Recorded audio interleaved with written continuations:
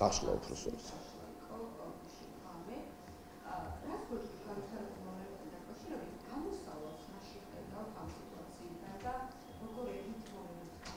პირველ რიგში ერთად აგვიფაროს, რომ გამოსავალი არ არსებობდეს. უარესები გადაუტანია ჩვენ ქვეყანას, უარესი პოლიტიკური რყევები, ისტორიულად შეიძლება ითქვას და დამპყრობლები არ გვაქვს და ასე შემდეგ და გამოსავალი ყოველთვის მოიძებნება და ყოველთვის შეიძლება მაინც იმედი უნდა ვიქონიოთ, მიუხედავად ჩვენი პოლიტიკური განწყობებისა, პოლიტიკური გემოვნებებისა, ვის როგორი პოლიტიკური გემოვნება ან სიმპათია გააჩნია ამა თუ თქვა პოლიტიკური მიმართულებების მიმართ, მაინც იმედიანად უნდა ვიყოთ და მაინც უნდა შევეცადოთ ყველა ერთად რომ შვიდადიანად დასრულდეს ყველაფერი. ეს ერთი.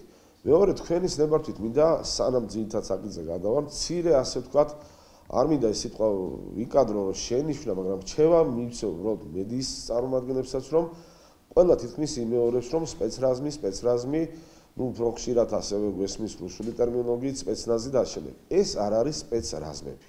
ძალიან მარტივად მინდა ეს ახსნა კიდევ ერთხელ თქვენის ნებართვით, სპეცდანიშნულების რაზმები რო იყოს, მათ აქვს აბსოლუტურად სხვა აღჭურვილობას, ვერ ჩვენ ვხედავთ ვერ სნაიპერულ შაშხანებს, ვერ სპეციალურ მოწყობილობებს, რომელიც არის უშუალოდ სპეცდანიშნულების რაზმების ფუნქციური აღჭურვილობა და მათი მიმართულება არის ანტიტერორისტული ოპერაციები, ორგანიზაციული დანაშაულის წინააღმდეგ ბრძოლა და ასე შემდეგ. რაც შეეხება საპოლიციო ქვედანაყოფებს და შინაგან საქმეთა სამინისტროს ქვედანაყოფებს, რამდენადაც მე ვარ ინფორმირებული ერთი და მეორე, რასაც მე ვხედავ ჩემი გამოცდილებით და გამომდინარე, ეს გახლავთ საგანგებო დავალებათა დეპარტამენტის თანამშრომლები და ასევე პოლიციის სხვა ქვედანაყოფები, რომლებიც ეხმარებიან ასე თუ ისე სხვადასხვა მიმართულებით. და ამის საფუძველს გვაძლევს კიდევ ერთხელ ის აღჭურვილობა და ის მათი ტაქტიკური მოქმედება, რასაც ისინი ახორციელებენ მიტინგის დაშლის დროს და თუ დააკვირდებით, არიან შეიარაღებული ფარებით, ხელკეტებით თავისთავად ცხადია, აქვს სპეციალური რაღაც შეიარაღება, რომელიც საჭიროების შემთხვევაში იქნება გამოყენება, მაგრამ არავითარ შემთხვევაში ეს სპეცრაზმი და სპეცდანიშნულება არ გადის. კიდევ ერთხელ ამისათვის ამ განმარტებისათვის მინდა ბოდიშიც მოგიხადოთ, მაგრამ რადგანაც მიმაჩნია, რომ ეს ერთგვარ დაბნეულობასაც იწვევს და მეორე მხრივ შეიძლება ვიღაცებს ესმით, მაგრამ სპეციალურად ხდება გამუქება, საკითხი აი სპეცრაზმა დაშალა, დაარბია და ასე შემდეგ და ასე შემდეგ, რომ კიდევ და კიდევ ხაზი იყოს გასმული თითქოს და რაღაც სასტიკ ფორმებზე. ავიწყოთ იქიდან, რომ რასაც აკეთებს შინაგან საქმეთა სამინისტრო, სრული უფლება აქვს ამის განხორციელების, გამომდინარე იქიდან, რომ კანონმდებლობა არსებული იძლევა ამის საშუალებას, ეს ერთი და მეორე აბსოლუტურად მოქმედებენ იმ ინსტრუქციების მიხედვით, რაც მათ გააჩნიათ.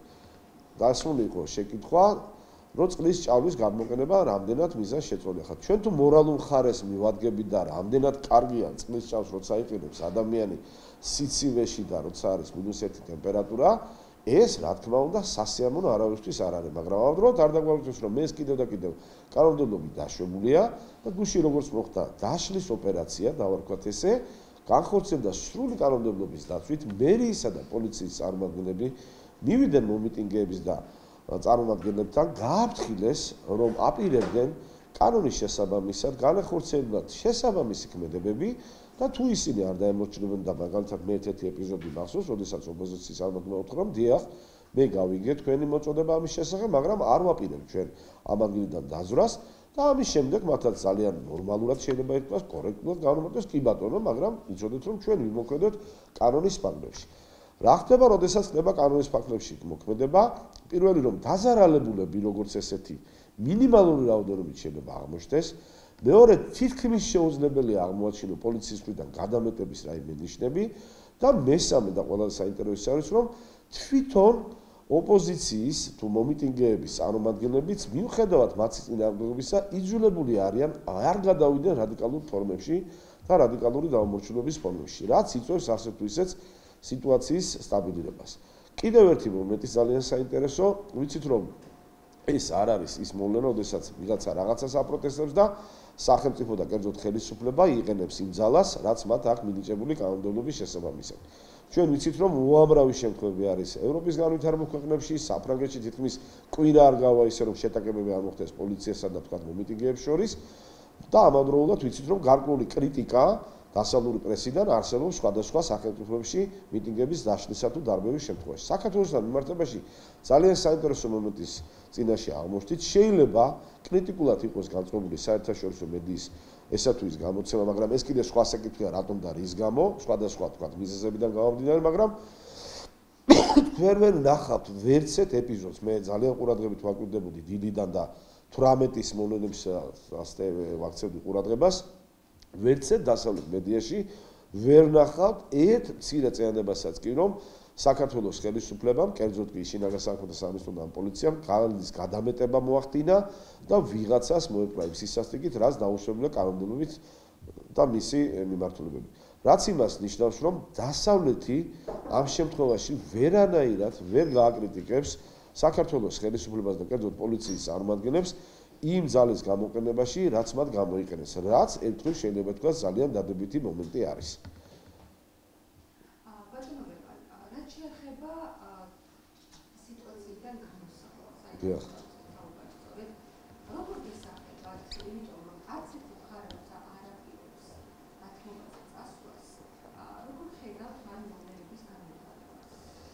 მიუხედავად იმისა, რომ რაც ხმემძანი და რეალურად ჩვენ ეს მოცემული მართლაც გვაქვს, რომ ორივე მხარე ამ შემთხვევაში ხელისუფლებას და ოპოზიციური სპექტრის ნაწილი მაინც ესე ვიტყოდი და არასრული ოპოზიცია არ ფიქრობენ დათმობას და ეს გუშინაც ხელისუფლებამ გააკეთა საკმაოდ მკვეთრი განცხადება ამის თაობაზე, რომ ის რაც უკვე გადაწყვეტილია აღარ შეიცვლება და ოპოზიცია კიდე თავის მხრივ აკეთებს თავის განცხადებას, რომ აუცილებლად გააგრძელებენ პროტესტის ამ ფორმას და შესაძლოა კიდე ჩვენ ვიხილოთ სცენარის უფრო რთული განვითარება. მიუხედავად ამისა, ყოველთვის შესაძლოა იყოს რაღაცა მომენტი, რამაც შეიძლება გადაიტანოს ქუჩის მოვლენების შემდეგ შენობაში და მოლაპარაკების თუ დიალოგის რეჟიმში გაგრძელდეს. მაგრამ ყოველთვის შეიძლება გამოინახოს გამოსავალი ამასთან მიმართებაში, თუ კი იქნება ნება, მაგრამ ნება არ შეიძლება იყოს მხოლოდ სამხრივი, ნება უნდა იყოს ორივე მხრიდან. არ შეიძლება რომ თქვა ხელისუფლებამ შესთავაზოს და დღეს იყო ესეთი სახის შესთავაზება, მაგალითად რომ პარლამენტის ტრიბუნა იყოს გამოყენებული იმისათვის, რომ გარკვეულ საკითხებზე მოხდეს კამათი, შეჯერებას, დისკუსიას და ასე შემდეგ, მაგრამ როგორც ხედავთ, კიდევ ის ნაწილი, რომელიც ქუჩაში დგას, კატეგორიულად იძახის ამაზე უარს, რაც იმას ნიშნავს, რომ თუ კი ორივე მხრიდან არ იქნება ნება, ამის განხორციელება ძალიან ძნელი იქნება.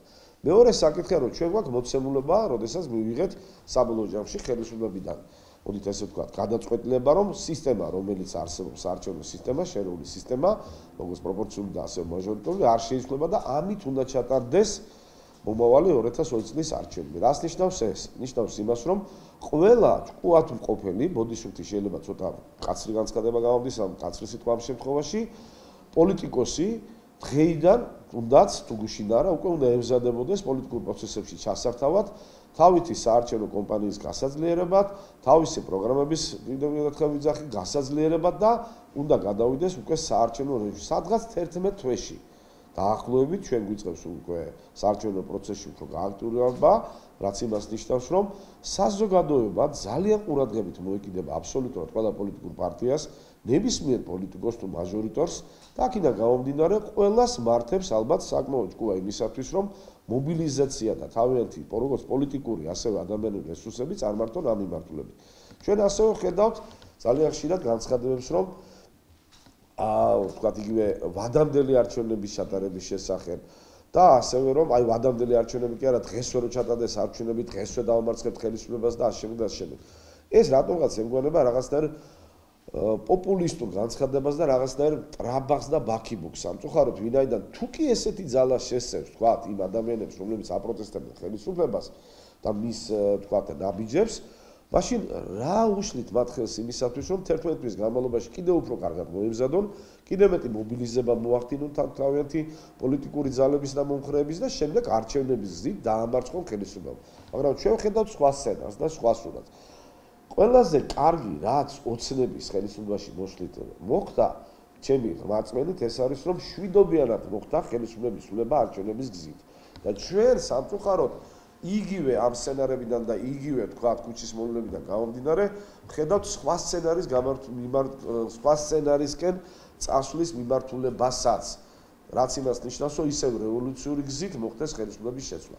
სამწუხაროდ მათთვის და საბედნიეროდ ჩვენთვის დანარჩენი საქართველოს მოქალაქეებისათვის საქართველოს მოსახლეობის ძალიან დიდი ნაწილი ამას უარყოფითად უყურებს. ჩვენ უკვე მივეჩვიეთ არჩევნების ცვლილებების განხორციელებას, რაც იმას ნიშნავს, რომ ჩვენ არ გვაქვს სურვილი, რომ მხოლოდ რაღაც ერთი ჯგუფის მიმართულებაზე ვიყოთ განწყობილი, თუ ვიღაცას უნდა შეცვალოს რევოლუციური გზით, უნდა წავიდეთ ამ გზით.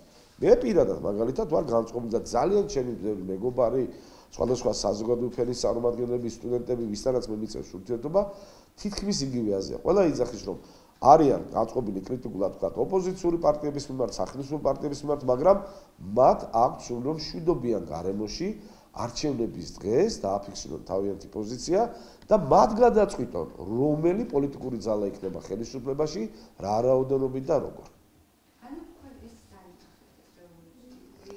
ერთ-ერთ სცენარად მე ეს დიახ მიჩვენება.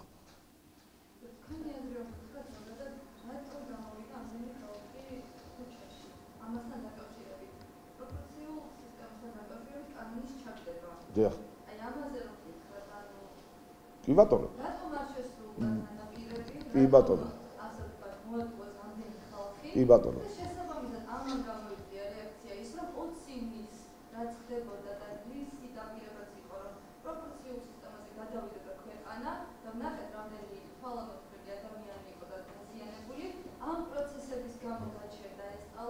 შემდეგ როდესაც მოხდა ისე რომ ჩავარდა ეს კანონპროექტი, შესაბამისად ისევ გამოვიდა ეს ალბათ და აპროტესტებს. თქვენი აზრი რომ ვთქვათ, რეალურად სამართლიანი არის თუ არა ეს მოთხოვნა, რომ ხალხი მოატყუეს და აღარ არის ისე რაც იყო თანაპირები, თუ ანუ მე გეთანხმებით ძალიან ბევრ ასპექტში რა თქვენ ბრძანეთ, ოღონდ რამოდენიმე შესწორებას მაინც შევიტან ისევ და ისევ ჩემი პასუხიდან გამომდინარე. პირველი რომ ვერ დაგეთანხმებით რომ ამდენი ხალხი გამოვიდა, იმიტომ რომ ჩვენ კიდევ ერთხელ მივდივართ იმის იქითკენ, რომ დავთვალოთ რაოდენობები. თუ ესეთი სურვილი გააჩნია ვიღაცებს ოპოზიციურ სპექტრში, კი ბატონო, თუ დავთვლით რაოდენობას, ეს არ არის ამდენი ხალხი და ეს არ არის ის ხალხი, რომელსაც უნდა გადაწყვიტოს ყველაფერი. წამი წარმოვიდგინოთ, რამდენი ხალხია პირიქით მათ საწინააღმდეგოდ განწყობილი, ან რამდენი ხალხია პირიქით, რომელიც ვთქვათ, ხელისუფლებას უჭერს ხარს. მე ძალიან არ მინდა რომ დავინახო ისეთი პროცესები, რომ ვთქვათ, ვნახოთ ხელისუფლების მხარდაჭერები რამდენი არიან და ამის მიხედვით გავაკეთოთ ჩვენ შეფასებები, რომ როგორ უნდა რანაირად მოიქცეთ. შეფასებები უნდა გაკეთებს კიდევ და კიდევ საარჩევნო პერიოდში, არჩევნების დროს, საარჩევნო ყუთან. ეს ერთი. იმიტომ რომ კიდევ ერთხელ, რამდენი ხალხი გამოვიდა, მე რომ მკითხოთ კი არა და პირდაპირ ვთქვათ, არ არის ეს იმდენი ხალხი, რომელსაც უნდა გადაწყვიტოს ქვეყნის ბედი. ეს ერთი. რაც შეეხება თქვენ შეკითხვის მეორე ნაწილს, რომ იყო დაპირება და არ შესრულდა ეს დაპირება, ამის თაობაზე ხელისუფლებამ გააკეთა რამოდენიმე განცხადება, თუ რატომ ვერ შესრულდა ის დანაპირები და რა მიზეზები ჰქონდა მას ამასთან დაკავშირებით. თუ კი ეს დანაპირები არ იწვევს შესაბამის ნდობას მოსახლეობაში და ჩვენ მოვისმინეთ რამოდენიმე ვერსია, ხომ რომ ერთი რომ რეალურად ეს ესე იყო, რომ მართლაც მაჟორიტარების ნაწილმა არ დათმო ის სურვილი რაც მათ ჰქონდათ რომ ისევ და ისევ ეს სისტემა იყოს. მეორე თქვათ ვერსია იყო, სხვადასხვა ვერსია იყო, მეორე ვერსია იყო რომ ეს თითქოს და თვითონ ოცნება მოიგონა და რაღაც სპექტაკლის ნაწილია. მოვისმინეთ კიდევ რაღაც ვერსია რომ აი დაუჯერებელია რომ ივანიშვილს არა აქვს ისეთი კაცრი გავლენა და ისეთი დისციპლინა რომ მის ნათქვამზე ვერავინ ვერ გადაუხიოს, რაც კიდევ რაღაც გაუგებრობაში გვაგდებს. ხომ ერთხელ ჩვენ არ გვინდა რომ იყოს რაღაც დიქტატორული სტილი რომ ბიზნეს ევანიშვილმა თქვა და ესე უნდა გააკეთოს ყველამ. და გვახსოვს ახლა სააკაშვილის პერიოდი ნამდვილად რომ ღმერთმა დაიფაროს ის პერიოდი რომ მოbrunდეს თუ არა და ძველ წარსულში გავიხედოთ მე არ მიყვარს ხშირად ამ თემაზე საუბარი მაგრამ წარმოგიდგენთ რომ სააკაშვილს ეთქვა რამე და მისი გუნდიდან ვინმეს უარი ეთქვა ან უფრო მეტიც წარმოვიდგინოთ უფრო სხვა დეტალზე გადავარ წამით თქვენის ნებართვით რომ დაკავებულებს რომლებსაც გნებათ გუშინდელი აქციის დროს გნებათ მის წინ აქციების დროს ხელწერლის საფუძველზე უშვებენ ან რამოდენიმე დღიანი თქვა პატიმრობა შეეფარდათ მათ სახეებს რო შეხედოთ ელემენტარულად თუ მიტინგის დროს არ მოხდა მათი ცირედი დაზიანება მშვენივრად გამოიყურებიან სააკაშვილის პერიოდში გვახსოვს მიტინგზე დაკავებული კი არა მიტინგი მივდივარ იქითკენ ზუსტად მიტინგზე დაკავებულებსაც კი თავპირიქ უნდა დამტრონ უბრალოდ ვიძახი იმას რომ ივანიშვილს რო ქონდეს ესეთი დიქტატორული მმართველობის სტილი მაშინ მისი სიტყვა უპირობოდ შესრულდებოდა ჩვენ თუ ეს ვარიანტიც არ გვჯერა და გონია რომ ეს არის წინასწარ დადგმული რაღაცა ამის თაობაზე გამოხატოთ მე და თქვენ ჩვენი შეიძლება ითქვას მოსაზრებები კიდევ საარჩევნო ყუთან მაგრამ რატომ უნდა დავემორჩილო მე თქვათ ცალკეული მოქალაქე ანდაც თქვენ მხოლოდ იმ რაოდენობას მცირე ადამიანებისა რომლებიც იძახენ რომ გინდა თუ არა მოგვატყუეს და რატო არ უნდა დავიჯერო ის რასაც იძახის რა თქმა უნდა იცით რატომ არის მცირე კიდე და გეტყვით ამასაც თავისი მიზეზები აქვს ერთი რომ ეს ხალხი იძახის რომ მოგვატყუეს სხვა ხალხი არ იძახის ამას სხვა ხალხს ან ჯერა, ან თუ არ ჯერა, ფიქრობენ ამაზე საკადროსი პასუხი გასცენ ხელისუფლებას არჩევნების დროს, მათი მხარდაჭერით ან არ მხარდაჭერით. ეს ერთი. მეორე, კიდევ და კიდევ, რატომ არის მცირე რაოდენობის ხალხი იქ? რა მიზეზი აქვს ამას? უნდობლობა ხომ არ არის იმ ოპოზიციური სპექტრის წარმომადგენლებისა, რომლებიც ლიდერები გახდნენ ამ აქციების. გავიხსენოთ აქციების უფრო წინა პერიოდი, როდესაც სრულიად სამართლიანი ახალგაზრდების პროტესტი იყო გამოხატული. და როგორ მოხდა ამ პროცესის ნელ-ნელა შემცირება და შემდეგ რაღაც რადიკალურ ფორმებში გადაყვანა, მას შემდეგ რაც პოლიტიკური ლიდერები გამოჩნდნენ. მას შემდეგ რაც ოპოზიციის სათავე თუ შეიძლება თქვა საპროტესტო მოძრაობის სათავეში ჩადგენ ნაციონალური მოძრაობა და მისი განშტოებები. როგორც კი გამოჩნდებიან სადმე იმ წუთში რადიკალიზაციისკენ მიდის საქმე. თორე რა? გაპროტესტების უფლება ყველას აქვს ნებისმიერ საკითხთან დაკავშირებით. რატო ხდება ესე? ვინაიდან სახელი აქვს გატეხილი, ვინაიდან მათი მმართველობის დრო ისევ ახსოვ ხალხს და მათაც ყავს მხარდაჭერები და მოდით მიცემ მათ მხარდაჭერებსაც და მათ მოწინააღმდეგებსაც საშუალება, რომ არჩევნების დროს გადავწყვიტოთ, ივანიშვილი იქნება ხელისუფლებაში, სააკაშვილი უნდა მოტრიალდეს, თუ გუბას სანეკიძე და ასე შემდეგ და ასე შემდეგ, ხო? და პიკეტირებაზეც მოგითხრათ თქვენი აზრი, და მეტად იყო დღეს. ძალიან, თქვენს გიპასუხებთ თქვენს. ესაც არის ეს პიკეტირება დაგეგმილი და მიმდინარეობს უკვე, ანუ ზოგადად გამოხატვის ეს ფორმა თქვენ. გამოხატვის ეს ფორმა კიდევ ერთხელ გეუბნებთ, პროტესტის გამოხატვის ფორმა არის ნორმალური, როდესაც კანონის ფარგლებში ჯდება. პიკეტირებაც შეიძლება ნორმალური იყოს, მაგრამ როდესაც შენ არ აძლევს საკანონმდებლო ორგანოს რიგითი თანამშრომლობიდან დაწყებული დეპუტატი დამთავრებული საშუალებას, რომ განახორციელოს მისი სამსახურებრივი მოვალეობა, მათ შორის ის მოვალეობა, რომელიც აქვს მას მინიჭებული როგორც ხალხის მანდატი, მე ავირჩიე, ხო, ვიღაცა, ოცნების წარმომადგენელი თუ ევროპული საქართველოსი და თქვენ, ბოდიში თქვენ უბრალოდ მაგალითად მომყავხართ ცხადია, ჩვეულებრივად არ აძლევთ საშუალებას, რომ ის შევიდეს პარლამენტში.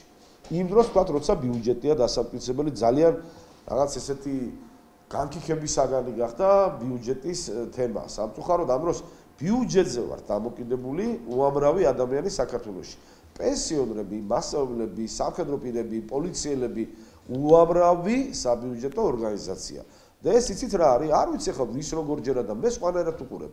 თუ კი ეს გამოიწოდა სოციალურ აფეთქებას, რომელიც შეიძლება ეკონომიკურ აფეთქებაში გადაიზარდოს და შემდეგ პოლიტიკურ აფეთქებაში, ამან უკვე ძალიან სერიოზული რყევები შეიძლება მოიტანოს ქვეყნისათვის. და სწორედ ის რყევები, რაც ვიღაცას უფრო აწყობს. მე ვერ გეტყვით ვერანაირად, რომ საქართველოს არის ახლა ისე განვითარებული და ისეთ რელსებზე და ისეთ მიმართულებებზე დგას, რომ სიხარულით არ ვიცი რა გავაკეთო. და აქტუალებული ვარ და ყოველი დღე ჩემი ამ ქვეყანაში ცხოვრება არის, რომ სიამოვნებით რომ რა კარგია ყველაფერი. მაგრამ რაღაცები ხდება და მათ შორის ძალიან საინტერესო და ძალიან კარგი. დღეს მთელი დღე იქნება მიტინგებზე საუბარი და რაღაცა სიუჟეტი შეიძლება გავიდეს რამოდენიმე წუთიანი იმის თაობას, რომ საქართველოს ხდება ევროსაბჭოს თავმჯდომარე ქვეყანა 6 თვის განმავლობაში. ეს პატარა რაღაცა არის ქვეყნისთვის. ზანკალიანისთვის კი არ არის ეს და ივანიშვილისთვის. თქვენთვის და ჩვენთვის არის. ორივესთვის არის. ხომ არ ჯობია ეს ტრიბუნა სხვა რაღაცებზე გამოვიყენოთ. უკაცრავად გუშინ თითქმის არავის უხსენებია ვაჟა გაფრინდაშვილი. რა, ხომ არ განათავისუფლეს და მე ხო არ დამავიწყდა. ან ხო არ გამომჩა. აღარ არის საინტერესო თუ მაშინ უნდა გავახსენდეთ ხოლმე, როდესაც ვიღაცას თავისი პოლიტიკური, პოპულისტური იდეები უნდა განახორციელოს. მანამდე ვაჟა გაფრინდაშვილი უკვე განსუფალი არის. ოკუპაცია აღარ არის ჩვენთვის პრობლემა, ნატოში ინტეგრაცია აღარ არის საინტერესო. არაფერს წარმოადგენს, სულ არ მაინტერესებს, დღეს ღარიბაშვილი არის თავდაცვის მინისტრი თუ გუშინ იზორია იყო და სხვა იქნება. შეერთებულ შტატებთან მოვაწერეთ უმნიშვნელოვანეს ხელშეკრულებას ხელი. ეს უფრო მაინტერესებს მე, იცით რა მაინტერესებს უფრო არჩევნების დროს მე მივალ არჩევნებზე და ვისაც მე მინდა იმას მივცემ ხმას. ხო დარწმუნებული ხართ ამაში და არც იმას მოგატყობთ რომ მქონია შემთხვევა რომ არავისთვის არ მიმიცია ხმა. ვინაიდან არ დაიმსახურა ჩემი სიმპათია და ვერავინ ვერ დამაძალებს მე ამას. მაგრამ ჩემთვის უფრო ამას მე თვითონ გადავწყვიტავ. ვის მიცემ ხმა? მომწონს თუ არ მომწონს ეს შემინება, მაგრამ ჩემთვის უფრო საინტერესო ის არის რომ აი ეს თავდაცვის მიმართულებით რა ხელშეკრულებასაც მოეწერა ხელი, რა გარანტიებს მაძლევს ჩემი უსაფრთხოების და თავდაცვითარების გასაძლიერებლად. ეს უფრო საინტერესოა, ეს უფრო მნიშვნელოვანია. 20% ისევ ოკუპირებული გვაქვს. გაფრინდაშვილი ისევ ცხინვალის იზოლატორშია. გუშინ არავის არ ახსოვდა ამის შესახებ. წინადგეთ მაისურებით ხედავდით ადამიანებს. არავის არ ახსოვს თქო ის რაღაც პრობლემები უამრავი რაც არის სახელმწიფოში. თავარი არის არჩევნები, თავარია რომ რაღაც პოლიტიკური ძალა მოვიდეს, თავისი ბოდისფრიქტი ამ გამოთქმისთვის გაისწოროს, კიდევ ერთხელ ბოდისფრიქტი ამ ტერმინისთვის და დანარჩენი არაფერი. ესე არ არის. ესე ნამდვილად არ არის.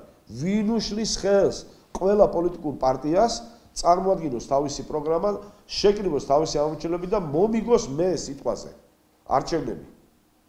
მე რო ხვალ ვიყო კანდიდატი, ან რომელიმე პოლიტიკური პარტიის წევრი, ყველაფერს გავაკეთებ იმისათვის, რომ ჩემი პროგრამა მივიტანო ხალხამდე, ჩემი ნდობა მივიტანო ხალხამდე. აქ ორი რაღაცა არის, რის გამოც აგებს როგორც წესი ოპოზიციური ძალების წარმომადგენლები.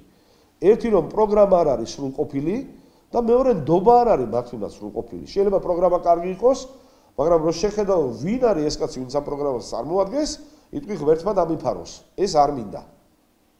გამიგეთ? დიახ.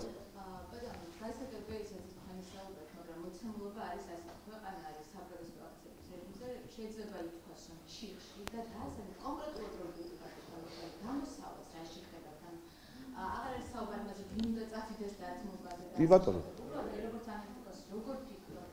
რა დანაბიჯები უნდა გადაიქცეს, უნდა ხელისუფლების მხრიდან ხმეტები კონკრეტულად რომ ეს პროცესები შეწყდეს და ნორმალურ სტაბილურ რეჟიმზე. იცით რა, არანაირად არ მინდა რომ ოდნავ შეურაცხყოფელის კი იყოს ეს შემიწევანება, რასაც ახლა ვიტყვი. ჩვენ თუ გვინდა რომ ჩვენი ქვეყანა განვითარდეს, ნომერ პირველი ამოცანა რაც არის და ნომერ პირველი რაც კიდევ ერთხელ უნდა გავაკეთოთ, რომ მაქსიმალურად დავაფიქსიროთ ის, რომ ჩვენი ქვეყანა გვიყვარს. მე თქვენ ვერ დაგყოფთ სიტყვაზე ვიძახ კიდევ და კიდევ თქვენი პოლიტიკური გემოვნებიდან გამომდინარე, სხვისიანებად და ასე შემდეგ და ასე შემდეგ. მაგრამ ნამდვილად დიდი სურვილი მაქვს, რომ ყველასთან ერთად ავაშენო ქვეყანა. ყველასთან ერთად გავაკეთო ის, რომ ეს ქვეყანა განვითარდეს. თუ კი ამის სურვილი და ქვეყნის სიყვარულის სურვილი გააჩნიათ ამ ქვეყანაში, მაშინ კიდევ და კიდევ თავარი პრობლემა ჩვენთვის არის მშვიდობა და სტაბილურობა. ჩვენ 20% გვაქვს დაკარგული და არ დაგვავიწყდეს რომ ავიღოთ ორი ქვეყანა, ერთი სტრატეგიული პარტნიორი და მეორე მუდმივი მტერი ჩვენი უკვე საუკუნეების განმავლობაში. ერთს აწყობს სტაბილური ქვეყანა, საქართველოს, შეერთებულ შტატებს გულისხმობდა ევროპულ ქვეყნებს, იმისათვის რომ მათ ჰქონდეს ამ ქვეყანასთან ურთიერთობა და არანაირი რყევები არ აწყობთ მათ. და ამის დასტურად კიდევ ერთხელ გეტყვით, ჩვენ ვნახავთ რამოდენიმე უცხოელის განცხადებას ამ აქციებთან დაკავშირებით, მაგრამ ვერ ვნახავთ მკვეთრ და მკაცრ განცხადებებს.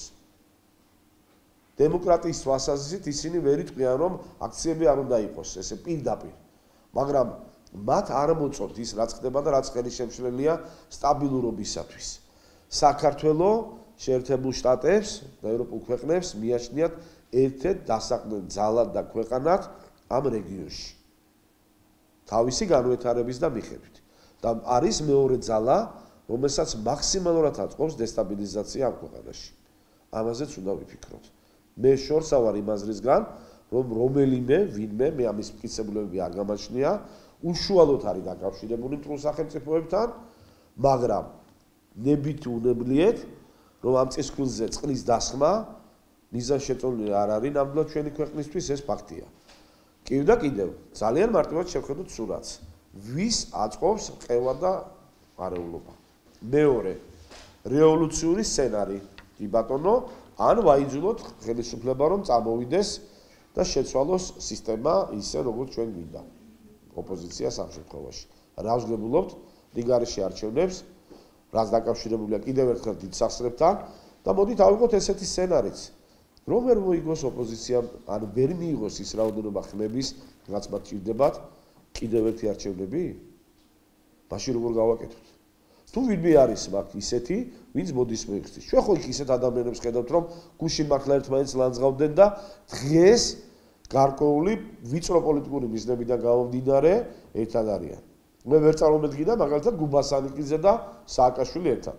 მიუხედავად იმისა, რომ ჩემი სიმპათიები არც ერთის მიმართ იხრება, მაგრამ კიდევ ვერ წარმომედგინა. სწორედ ეს ქმნის იმ ფონს, იმ მოარულ სიტყვას, რაც რეალურად ესე არ არის, პოლიტიკა ბინძური არის. არა, პოლიტიკა ბინძური ნამდვილად არ გახლავთ. მას აბინძურებენ გარკვეული მოთამაშეები. შესაძლებლობას ხედავ. მე არ გამოვიწყავ არაფერს აბსოლუტურად და კიდევ ვიძახი იმას, რომ ხელისუფლებას აქვს თავისი დიდი ვალდებულებები, მათ შორის ყველა მოქალაქის მიმართ. და თუ კი ესეთი სცენარი, ამას აქვს არსებობის უფლება, არსებობს, ძალიან ფრთხილად უნდა იყვნენ. ვინაიდან კიდევ ვიძახი, ეს არ არის ხელისუფლების და ოპოზიციის საქმე მარტო, ეს არის სახელმწიფოების საქმე. ჩვენი ქვეყნისთვის უკან დახევა კიდევ ძალიან ცუჩდებს მოგიტანს. ნებისმიერ ჩვენთაგანს. ისე რომ კიდევ შეიძლება ხომ, რომ თქვენ არც ოცნებას უჭერდეთ ხას, არც ნაციონალურ მოძრაობას, საერთოდ ნეიტრალური იყოთ საერთოდ პოლიტიკური პროცესებისგან. რა არა აქვს ადამიანებს ამის უფლება? ჩვენ ვიცით ქვეყნების საერთოდ არ იციან ვინ არის მის ქვეყნის თქვა შინაგან საქმეთა მინისტრი თუ იუსტიციის მინისტრი და ხალხი ცხოვრობს. თავის საქმეს აკეთებს, თავის პროფესიით მუშაობს. ჩვენ ძალიან პოლიტიკურად ანგაჟირებულები გავხდით. და თუ ეს მოხდება, ესეთი ხალხი ზარალდება პირველ რიგში. ძირითადი გამოწვევები რაც აგვაქვს ჩვენ, ის აგვაქვს თავარი მისახედი. და არა ის რომ მოტრიალდეს სიტყვაზე გუბას ანიკიძე, ბოდიშვილი, მანდამაინც მახსენდება ხეს, უკვე კომიკური პერსონაჟი გახდა პირადად ჩემთვის. რას გამიკეთებს პარლამენტში მყოფი გუბას ანიკიძე, მე თქვენ ან სხვას რა გაუკეთებია საერთოდ? გარდა იმისა, რომ გამოსულა და რაღაც თავისი ბნული აზრები უთქვამს. შეიძლება თქვენ დავიბრუნოთ შეკითხვა, რომ თქვენ რა გაგიკეთებიათ, გარდა იმისა, რომ აქ საუბრობთ. ძალიან მარტივად გეტყვით. კიდევ მზათა ვარ ბევრი რამე გავაკეთო და ნებისმიერ ჩემ მოღვაწეობაზე თუ მუშაობაზე, სადაც კი მიმუშავია, 17 წლის ასაკიდან თან სწავლობდი და თან მუშაობდი, პასუხისმგებელი ვარ. ნებისმიერ ჩემ ნაბიჯზე. და ფულის გამო გამიკეთებია ერთ-ერთი რამ, ეს ფული იყო ხელფასი. და არ შემიძლია პოლიტიკური ორიენტაცია, როგორც მინდოდა და ყოფილიყო საქართველოს დამოუკიდებელი, ძლიერი და დასავლური ორიენტაციის 17 წლის ასაკში და უფრო ადრეც 9 აპრილის მოვლენების დროს ზუსტად ისე მინდა დღესაც. როგორც მინდოდა მაშინ ირაკლი წერეთელი ეგონათ გიჟი. პირველი იყო ერთ პოლიტიკოს შორის, რომელიც იძახოდა საქართველოს და გახდეს ნატოს წევრი. და ჩვენ არ ვიყავით თქვა ისე ცნობილი ადამიანები, ეხლა არ ვარ თქვა ცნობილი ისეთი. ვისაც მოგწონდა ეს იდეა. კიდე არ ქონდა გააზრებული. დღეს უფრო მეტი ვიცი, რატომ უნდა გავხდეთ ნატოს წევრი, ან რატომ არ უნდა გავხდეთ. და თუ გავხდებით, რა უნდა გავაკეთოთ. როგორ უნდა ვიცხოვროთ, რანაირად უნდა ვიცხოვროთ. თქვენ რა ეჭვგეპარებათ იმაში, რომ მე ძალიან შორსა ვარ ვიღაც ბოდიშვილი სულერული აზრებისგან, რომ ისაც მიაჩნიათ, რომ ნატოში გაწევრიანება ნიშნავს საქართველოში ერთგესიანთან ქორწინების დაკანონებას და ასე შემდეგ. ჩემთვის ნატოში გაწევრიანება არ არის მარტო უსაფრთხოების კოლგა. ეს არის პრესტიჟი იმისათვის, რომ ჩემი ქვეყანა უფრო ძლიერი და განვითარებული იყოს. მე მინდა რომ ჩემი ქვეყანა იყოს განვითარებული ისე, რომ სადაც კი მივალთ და ჩავალთ, იცოდე რომ ქართველი კრიმინალით კი არ არის ცნობილი საქართველოს სადმე.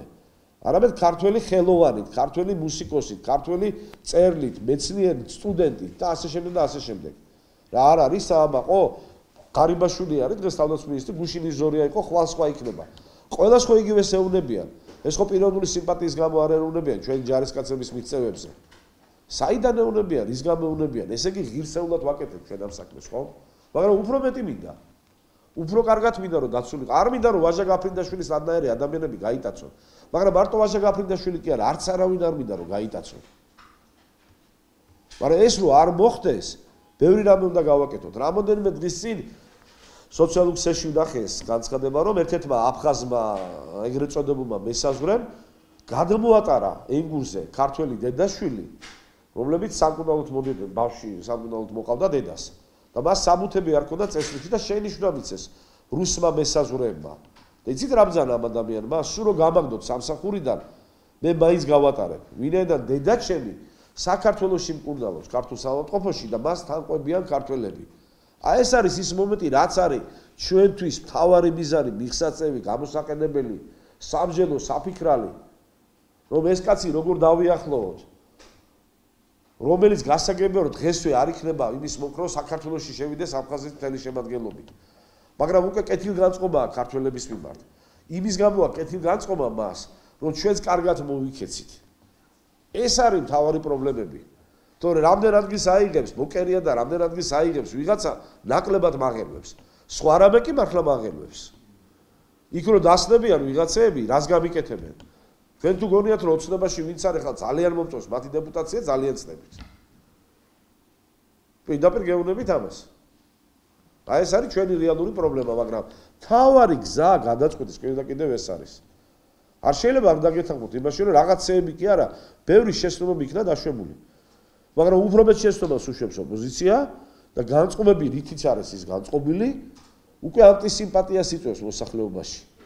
მე თქვენ და ძალიან ბევრს გვინდა რომ ეს ქვეყანა იყოს განვითარებული ისე რომ საერთოდ არ ვიცოდე ვიღაც დეპუტატის გვარი და სახელი გარდა იმისა, ვიც უშუალოდ არის ჩემთან მიმართებაში დაკავშირებული რაღაც საკითხის გადაწყვეტასთან.